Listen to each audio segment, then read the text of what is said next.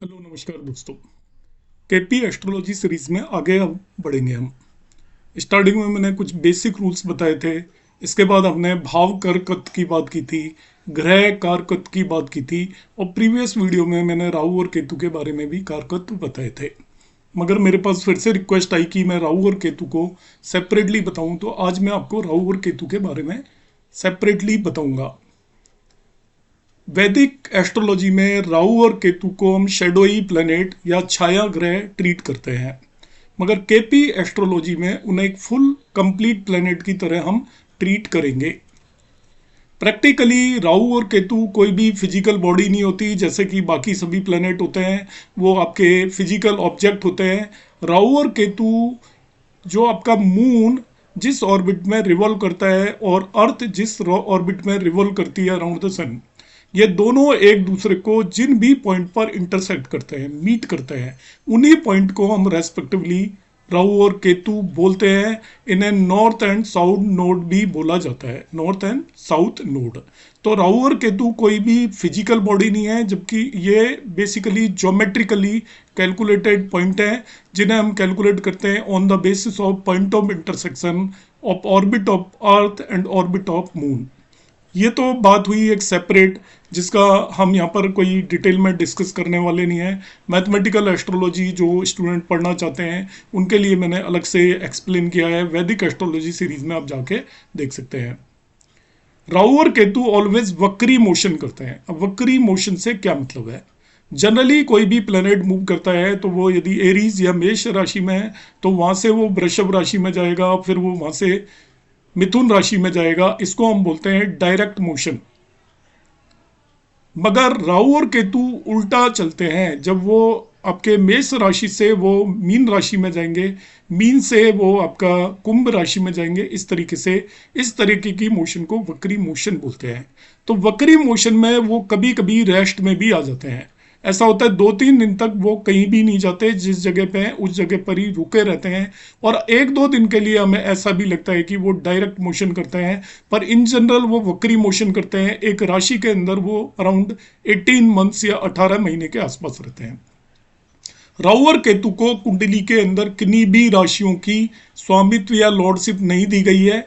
वो ना ही उच्च के होते हैं, ना ही कभी नीच के होते हैं, ना ही उनकी कोई राशि है, ना ही उनकी कोई मूल त्रिकोण राशि है। अब अलग अलग एस्ट्रोलॉजी पढ़ेंगे अलग अलग लोगों से, तो बहुत लोग ऐसा कंसिडर करते हैं, मगर शास्त्र या क्लासिक्स इसको किसी भी तरीके से वेरीफाई नहीं करते। इसलिए हम जो मानकर चलेंगे, राहु और केतु की ना ही तो कोई राशि है, ना ही वो उच्च के होते हैं, ना ही कभी नीच के होते हैं।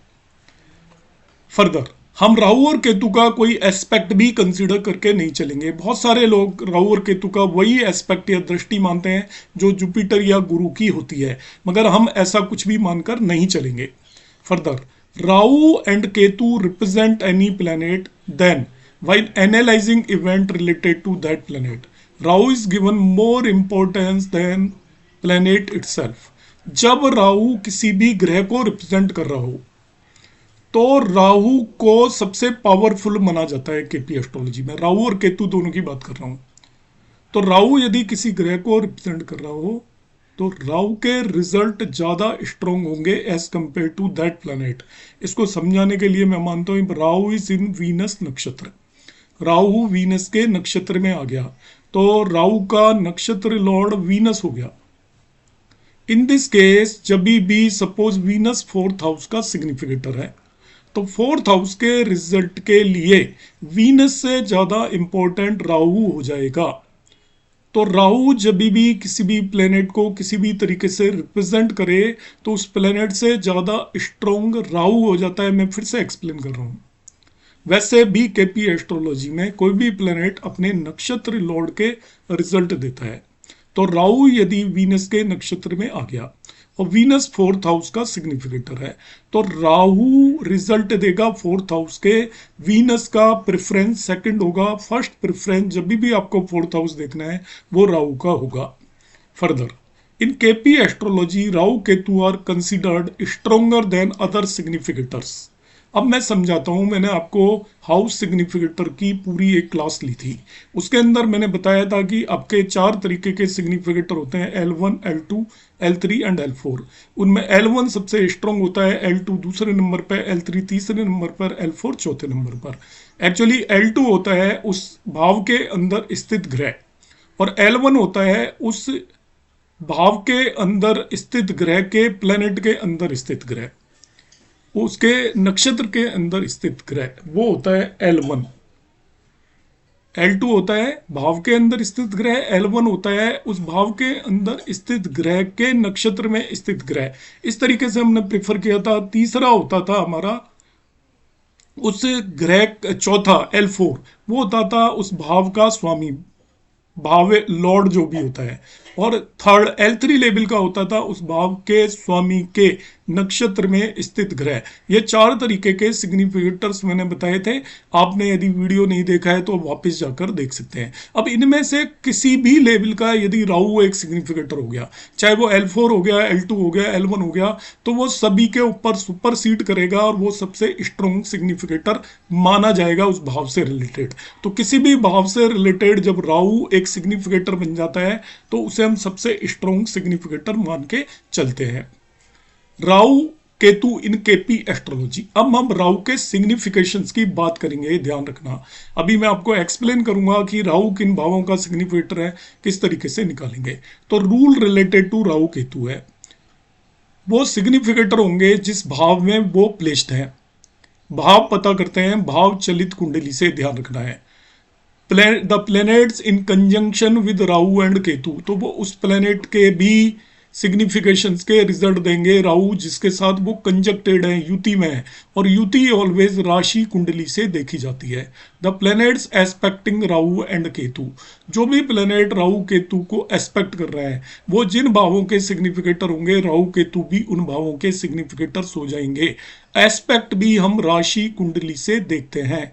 Lord of sign in which Rahu Ketu are placed, जिस भी राशि में राहु और केतु रखे हुए हैं उसका जो भी लॉर्ड है, जिसे हम राहु केतु का डिस्पोजिटर बोलते हैं, उसके वो जिन भी भावों का सिग्निफिकेटर होगा, राहु और केतु उन भावों के भी सिग्निफिकेटर हो जाएंगे। तो 4 चीजों का ध्यान रखना है। फर्स्ट वन, राहु जिस भाव में है वो भाव चलित कुंडली से पता चलेगा।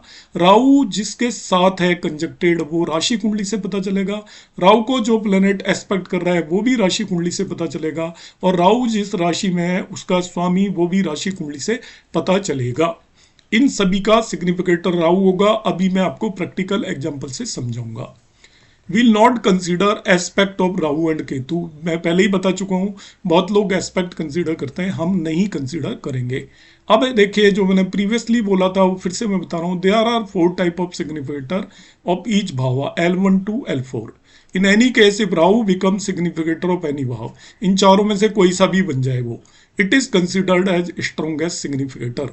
It is given preference over all other significators. ये ध्यान रखना, जब भी राहु किसी भाव का सिग्निफिकेटर हो तो सबसे पहले उसे ही कंसिडर करना है। If Saturn and Rahu are significator of 10th house, then Rahu is preferred over Saturn, तो राहु को सभी के ऊपर प्रेफर करेंगे। अब आगे आप इसको देखिएगा, मैं राहु और केतु कैसे हम निकालेंगे, किन भावों के सिग्निफिकेटर हैं, अभी 5 मिनट में आपको बिल्कुल क्लियर हो जाएगा प्रैक्टिकल एग्जाम्पल से। ये मैंने 2 कुंडलियां ली हुई हैं, ये राशि कुंडली है और ये नीचे भाव चलित कुंडली ली हुई है। राशि कुंडली के अंदर हम क्या करते हैं, तो सबसे पहले जैसे मैंने बताया कि राहु के कारक तो आपको देखने हैं। तो सबसे पहले देखेंगे राहु किस भाव में बैठा हुआ है। भाव देखने के लिए भाव चलित कुंडली देखी जाती है। तो चौथा भाव हो गया, तो सबसे पहले मैंने देखा भाव और वो हो गया 4।